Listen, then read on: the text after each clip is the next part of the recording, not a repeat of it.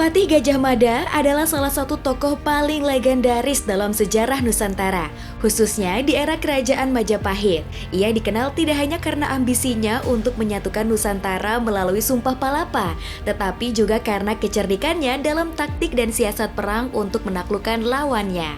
Dalam video kali ini, kita akan mengungkap cerita yang populer di telinga masyarakat tentang Patih Gajah Mada. Tapi sebelum kita bahas, jangan lupa buat like, komen, dan subscribe ya sob. Jangan lupa klik lonceng biar kamu terus dapat notifikasi dan gak ketinggalan Nusantara in Number.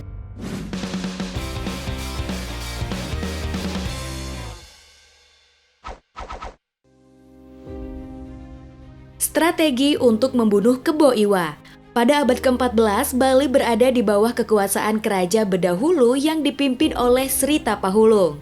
Saat itu, Majapahit sedang berada dalam masa kejayaannya di bawah pemerintahan Raja Hayam Wuruk dengan Gajah Mada sebagai Patih Amangkubumi. Gajah Mada dengan visinya untuk menyatukan Nusantara melihat Bali sebagai salah satu wilayah yang harus ditaklukkan untuk mewujudkan sumpahnya.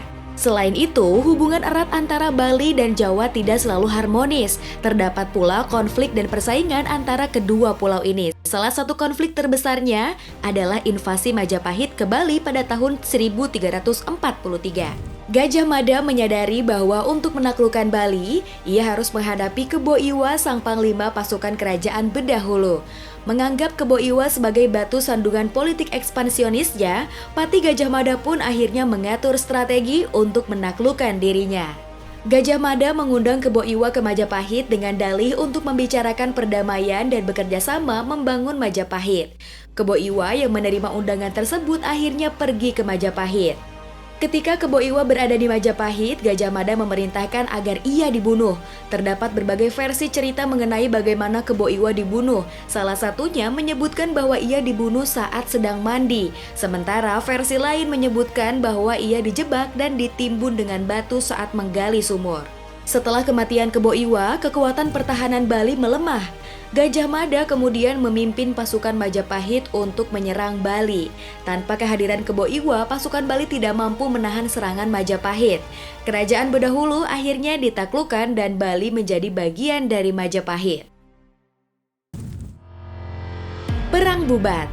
Perang Bubat adalah salah satu peristiwa bersejarah yang terjadi pada abad ke-14 di Kerajaan Majapahit pada masa pemerintahan Raja Hayam Wuruk dengan Patih Gajah Mada sebagai panglima perangnya. Perang ini melibatkan konflik antara Majapahit dan Kerajaan Sunda yang dipicu oleh insiden diplomatik dan kesalahpahaman yang tragis. Hayam Wuruk berniat menikahi putri Dyah Pitaloka Citra Resmi dari Kerajaan Sunda. Niat ini disambut baik oleh Maharaja Linggabuana, Raja Sunda yang kemudian membawa putrinya beserta rombongan ke Majapahit untuk melangsungkan pernikahan. Rombongan dari Sunda tiba di Majapahit dan berkemah di lapangan Bubat di dekat pusat kerajaan.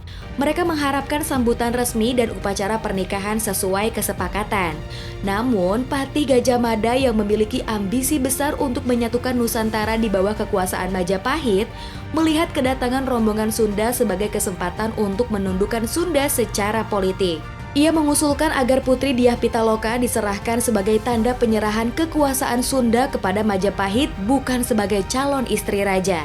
Maharaja Linggabuana menolak keras usulan tersebut, menganggapnya sebagai penghinaan besar. Ia berpendirian bahwa putrinya datang untuk menikah dengan Hayam Wuruk, bukan sebagai upeti atau tanda penyerahan kekuasaan. Ketegangan meningkat dan akhirnya pecah menjadi pertempuran di lapangan Bubat. Pasukan Majapahit yang lebih besar dan lebih kuat menyerang rombongan Sunda. Dalam pertempuran ini, Maharaja Linggabuana dan banyak prajurit Sunda gugur. Putri Dyah Pitaloka yang merasa kehormatan keluarganya telah tercemar memilih untuk bunuh diri. Penangkapan Gajah Mada. Setelah kejadian Perang Bubat, Raja Hayam Wuruk sangat menyesali peristiwa ini. Ia merasa bahwa tindakan Gajah Mada telah mencemarkan nama baik Majapahit dan merusak hubungan dengan Sunda.